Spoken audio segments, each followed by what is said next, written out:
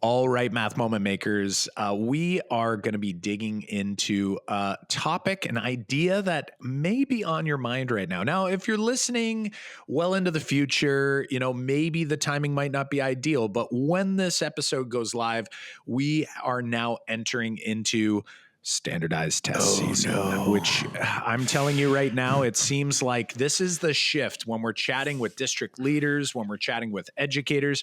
We sort of move throughout the school year. At the beginning of a school year, it's all about new ideas. It's all about, improving pedagogical practices. How do we reach our students in different ways? How do we do content knowledge better?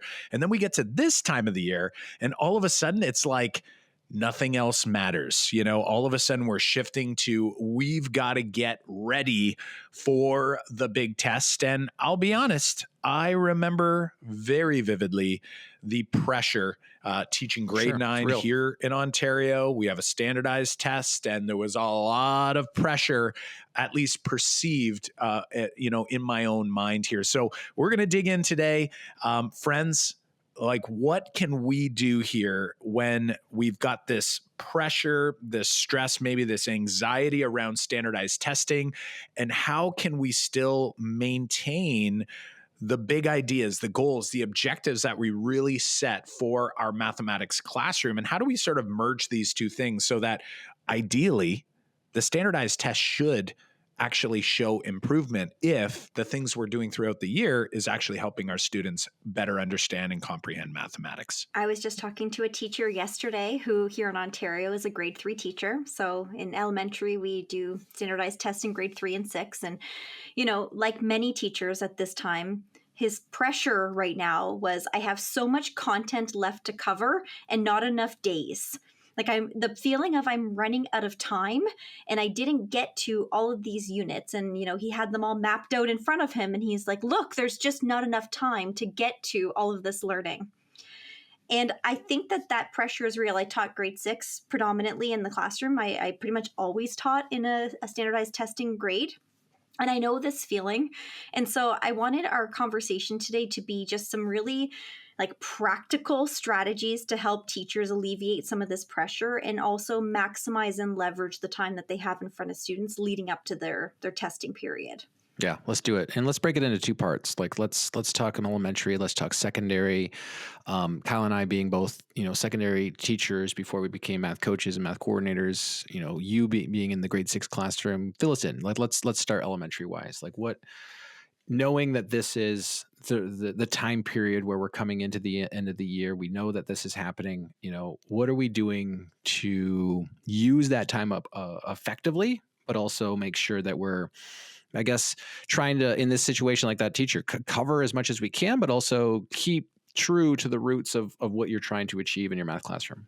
Okay, so my suggestion might sound very counterintuitive to some of you. Yes, I love it. So leading into, typically our testing starts, April, May. That month leading into the assessment, and they are assessed in both math and language. We would make a shift toward, a pretty heavy math and language focus in our classroom. So we would kind of quiet down the noise of some of the other content areas. So, we're spending less time in science, less time in social studies. And that's the advantage, right, of having a generalist teacher, is that you do have your students for 250 minutes a day. So there's a lot of instructional time in the day. So we did give ourselves permission to shift some of the time around, knowing that once the testing was over, we could really focus in on the other subject areas. But one thing that worked really well for me, and there's actually brain science to back this up, is that if I was going to have a heavy content day, I actually integrated a lot of outdoor time and movement. And this was my thinking. It's like I needed 30 minutes of very, very focused learning time where engagement was really high. So if that meant going outside for 10, 15 minutes and getting our heart rates up and getting movement in our bodies and then coming back and being in a space where we could focus for 30 minutes, that worked really well for the 12-year-olds in front of me. It's like I needed them not to be exhausted, laying on their desks, completely burnt out and disengaged. So maybe, again, counterintuitively, I spent more time doing physical activity and outdoor learning during that time when I was really trying to solidify big ideas and concepts in the curriculum. This is really interesting. And I think a lot of people right now are going like, oh, they might have just got more anxious, Yvette, when you said that, because they're like, wait a second, I Oh, don't have man. enough time. And yet you're saying, let's get outside. Now, you had mentioned, though, you were in a situation where you're with the same group of students all day. You can, flexibility with the scheduling in terms of what you're going to do, when you're going to do it. But it makes me also wonder, too, as we move forward and we think beyond this time, which will pass. I want to remind everyone, this time does eventually pass. And you go back to the drawing board next year and, you get back on the wagon. The question or the wonder I have is like, how do we do more of that from the start of the year? Because the worry that I think we need to be aware of, or we need to recognize, is the fact that there's so much that we cover, and I'm using my little bunny ears here, throughout the school year that actually isn't getting covered for students. Meaning, we did that, and it's not being retained. It's not being, students aren't feeling fluent, flexible with the strategies and what they're learning. So the reality is that when we get to this crunch time, I think you are more, I would say, likely to do the exact opposite of what you just said. You're just going to naturally try to grind through it all. And as a result, you're probably going to get the opposite effect. Like, you did it, you can check it off, but your students haven't really gotten any further ahead. So I love the idea of really reframing in terms of like, how do I get really effective teaching time? And then I want to extend what you've said and I want to apply it. It doesn't matter if it's elementary or secondary, but if you're doing some of that, what it will force you to do is to start thinking about what really matters. There is a lot of content, and I understand it. You're supposed to, quote unquote, cover it all, but it really forces you to go, okay, if I'm looking at this big, long list of standards and I'm feeling like I'm not going to be able to do justice to all of these things, the real question becomes is what is really important? What's going to have the greatest impact on student achievement for this standardized test, and what may not? Now, it doesn't necessarily mean completely skipping over something, but it really forces you to start doing some deep thinking, some standard soul searching to really figure out, like, when I take a minute of time in my class to, my minute, 10-minute block, 30-minute block, doesn't matter what the timing is, when I commit to learning or to a specific activity that I'm going to be doing with my students, what sort of impact and influence is that going to have on the overall outcome? And what should I be sort of committing certain blocks of time to, and what might I commit less to? It's not about just chunking it all up and, sort of using the equality approach. I'm going to call it the math equity approach, right? Your standard equity approach. What requires the most amount of time, the most attention, and what might not require as much time where you might be able to commit less to? And that might be able to, allow you the opportunity to do some of what Yvette's saying, where you can go, listen, if I can keep more students paying attention longer, engaged longer, I'm going to have an overall better outcome anyway. So we've got kind of a little bit of a compound idea here for you to consider, but I'm curious, John, where's your head at here? Well, I think what you said is an important point, because I think it bleeds into, some of the successes we had at the secondary level, thinking about this in terms of what are the big ideas, like what are the pillars of our math class, like what are we trying to do here all year long, because that's an important question to answer, and it kind of guides the work that you do all year long, and how you structure things, and what are you focusing on during the year, so that when you do get to the end of the year, it doesn't feel like there's a pressure. So, for example, and I think this is where we may miss the boat if in terms of what we're trying to do, like with experience, as long as we are taking active reflection on the work we're doing with our students every single year, then you will get better. Like you're going to get better. And if you actually reflect about this time, so if you're feeling the crunch, if you're feeling like this teacher right now is like, I have so much to cover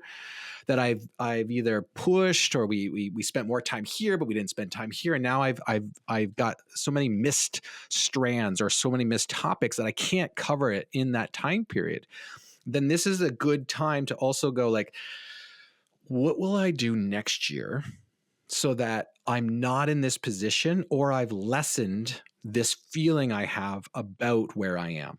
Because that's the learning we do. This is how our profession, we get better every year we do this, and every year we reflect. But if we're not reflecting on what we've done this year to create this scenario or mitigate the scenario for next year, then you're not going to get any better, and it won't, and you'll be in the same situation. And we don't want that. Like, so you need to kind of think about that component. So when I think about what we've done, in the secondary level, is that when I had those pressures, we said, what shifts are we going to make? Like, what are those pillars of math that we really want to highlight? What is it about math class that we really want to make sure our students next year know, so that by the time standardized testing comes around, it doesn't feel like, we're under the gun.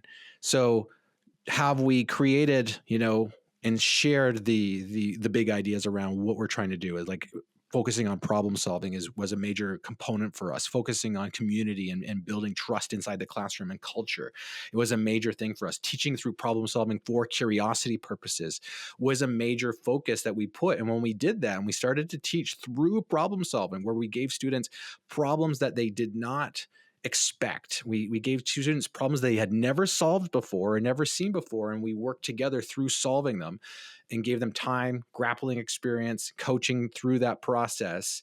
When we did that regularly, then by the end of the year, it didn't feel like it was all of a sudden like this major thing that all of a sudden kids are going to get new problems that they've never seen before in a standardized test. And now they got to struggle through that. Like, we've been doing it all year long, giving students different scenarios, different problems that look like tests, problems that didn't look like tests, problems.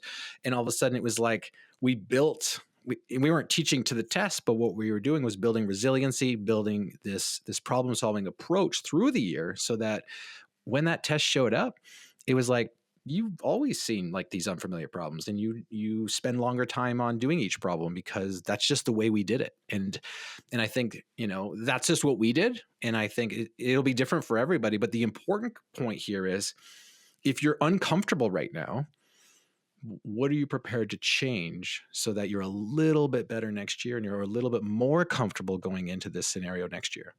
I still got another point, but I'm going to stop here unless you guys kind of jump in and share your thoughts on some of the ideas we discussed. You're just talking about, shifts in practice that are good practice for the whole year. And I'm wondering if it's not too late to make some of these shifts right now. So if it's, you have a month, you have 6 weeks, one of the ones that stood out to me is typically the way that we do summative assessments is we teach a unit on fractions, and then we assess expectations around fractions. And they're very isolated and directly connected to what was just explicitly taught. But could we get into the practice of routinely having mixed cumulative assessment, so that I can take the fraction assessment, the summative assessment from the unit in my textbook, but I can add questions from other strands that were previously taught throughout the year, so that students are constantly working on the skill of retrieval. So they're not always just answering questions very focused on the topic we're currently covering. They are routinely having to jump between strands and different expectations, and that's just a norm for them. So that's a practice you could implement tomorrow. If you have a quiz this Friday, add 4 questions from a previous topic or a previous strand. Or to extend that idea, what about adding a few questions from a future strand or a future set of standards, right? And John, you and I had the habit of doing this. It was almost like building in diagnostic opportunities. The students didn't realize, we didn't say, hey, this is a diagnostic test, or hey, this is a cumulative test or a summative test. we just give questions, and we had students work on these problems, and we provided feedback on them. And what I'm picturing right now, because a lot of people are going, okay, I love John's idea of like how I might restructure this next year, but like Yvette's saying, is like, I could, starting tomorrow, give students a couple of questions. And I say a couple, like we're not talking like a full diagnostic test or anything like that, just to see where students are. Because I mean, that's great teaching practice anyway, but you're in a place now where you almost have to, right? If you're feeling like I've got this much to do, like a huge amount of content, and I only have like half the amount of time that I would like, what you really want to do is you need to figure out sooner than later, where are students already feeling okay? Like, where are they at a place where you're like, oh, like that's a good launch point for me?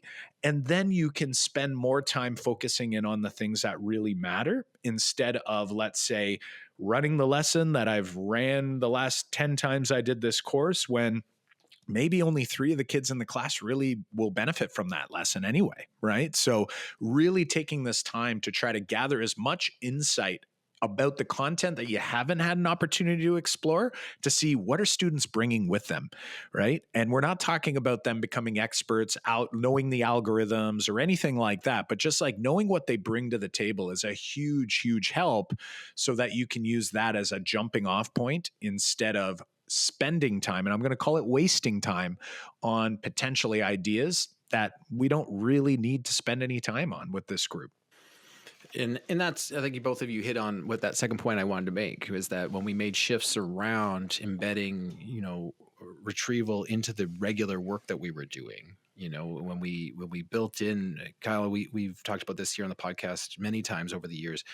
We called them growth days, assessment days, but what we did was really, what we were doing was building in spiraled moments where we were allowing students to go back and work on different standards that we knew that they were, say, not as proficient on as they needed to be, and they knew that. We got to communicate that to them, and they could go, hey, I'm working on that today, and I'm going to work on that tomorrow, and I've got a new standard coming up that is new to me, but I know that I'll have a chance to go back and reflect on that standard later on and get reassessed on it, or work towards showing my growth on those standards. Like when we made the pivot towards growth around standards and students demonstrating what they know and understand and do on those standards, then, and you could do it now, like you were saying, Yvette, you could start that now.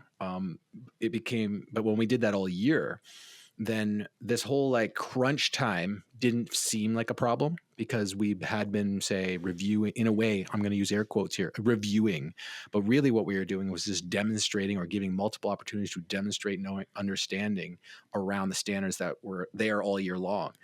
And when we did that, it was built in, prepping and reviewing, getting ready for, say, whatever assessment came our way. It was already there. So students didn't feel like, hey, I haven't seen this since September and now it's April. And even though, because we've always had access to it and been working on it since then, we built that into our schedule. And even though we thought initially that it would take up time, we actually gained so much time back. Because we didn't have to spend so much time reviewing or giving extra time specifically on one standard. We can assess, like we can give more time on all the standards and let students choose what standard based off, what they have done in the past. So that was a game changer for us. And especially at this time of year, it changed our mindset around what we were going into in terms of standardized testing time. So we're going to summarize some of our maybe strategies or suggestions for people who are finding themselves in these situations. So the one that Kyle identified is like, really know what to prioritize. Like, kind of take a deep look at the expectations or standards that are left to cover, and determine, where are the ones that hold a lot of weight that are going to be really critical for student understanding at this point in their learning trajectory. Which ones need more time, which ones need less. We also talked about incorporating the habit of mixed practice and mixed assessments just as a best practice. So we're not only going to teach fractions, practice fractions, and assess fractions. We're going to constantly build in that retrieval, that recall of previous learning into our practice and into our assessments. One other thing, I don't know if we, intentionally mentioned or explicitly mentioned this, John, but just the idea that, and you said this too, Kyle, about I can give students a question on a topic I haven't taught yet. Yeah, Like, that's that's allowed. okay. That's allowed. And students should be comfortable being exposed to novel problems. Yeah, I'm going to put a caveat on that because only because someone might listening right now and go like, and I know that our listeners know what we're talking about, but if they share this with another person who's like they have a different mindset around what we just said, is that because someone might say, well, you can't grade them without teaching them, but like that's not what we're talking about, right? We're not talking about we're using it as you said this word, Kyle, diagnostic, right? So if it shows up on my assessment or my test, then I have to have taught them, but not if you're using it for like true assessment for purposes, which means like we're going to use that information to help steer our instruction and our next steps. Like that's what we're talking about. Okay. Well, and here, sidebar done. Well, yeah, but I want to add this though, John. Here's the crazy part. Like imagine, a student does that and they do well on that. Right. I can use that as assessment and as an evaluation of basically what they know. What I don't want to do is I don't want to use it against them, right? Yeah. So I don't want to use that information against them summatively or anything like that. But again, this is all about data. It's all about understanding your students. It's all about understanding like, where do we want to go? What do we need to do? Because every group is different and it's going to look different, which makes it hard. Like this is hard work. I could plan what I think is a perfect year in terms of pacing. And I get a group of students and that pace is completely wrong for them. It's not going to work because they know a bunch of things that maybe the last group didn't bring with them and vice versa. Some of the things the last group didn't struggle on, this group is struggling on. And the reality is it's all about gathering the data so that we can do whatever we can to position students to get the learning and the opportunities that they need. So the last piece of the summary here, I'm going to share just so we can kind of put a nice little rubber stamp on it, but incorporating movement, whether it's outdoor learning, whether it's getting up and getting students to like take a 1-minute break and walk around to someone and ask them a prompt, almost like an icebreaker. But guess what? It's not an icebreaker, but ask them an interesting question to get them going, get them thinking about something different, and then back to their seats or back to a different group of seats or whatever it might be that you need to give students the break, the mental break that they need. Because I'm telling you this much, when I am sitting and getting at a conference and in a workshop, doing something all day long, boy, oh boy, how helpful it can be to just get up, reframe your thinking a little bit, get them distracted from what it was we were just chatting about, so that when we do come back, they're feeling fresh, they're feeling ready to go, whether it's a minute, 10 minutes, whatever amount you need. Get those students moving and make sure that, we're giving them an opportunity to kind of reframe their thinking a little bit. Awesome. So there's a summary of a few of our, say, recommendations. Now, by all means, these are not the only things that you want to consider, and I'm sure what you're doing, could be working just fine. So just some nuggets to kind of noodle on. But the things that we talked about here specifically are things that we've done over the course of our careers and really to try to strengthen your classroom tree, and to think about this moment where you're coming into the end of the year and going like, what should I be doing to go into this time period? What could I be doing to prevent some of the feelings I've had? But when we think overall, some of the recommendations all touch on those 6 components of effective classrooms and effective mathematics classrooms. We talked about specifically kind of the trunk of the tree, which is kind of like the pillars of our math class, like the goals of what we're trying to do in math class. We talked about different teaching moves, so the branches of our tree to put into place. We talked about kind of an assessment, which is part of say those limbs of the tree, but also those branches of the tree. So all of these things are strengthening those 6 components of the tree, and if we keep thinking about how to strengthen each of the 6 components every single year, we're going to get a little bit better every year. And then eventually this time of year doesn't, we don't feel the same pressure. We don't feel the same anxiety going into the end of the year. And that's important component, to make sure that we feel good about what we're doing. If you're unsure about all 6 components of your effective mathematics classrooms, head on over to makemathmoments.com/grow, makemathmoments.com/grow. You can learn about those components there. Also, you can take a quick assessment that will help you and pinpoint, which area or which of the 6 areas you want to kind of pin or focus on next. Thanks, everybody. We'll see you soon.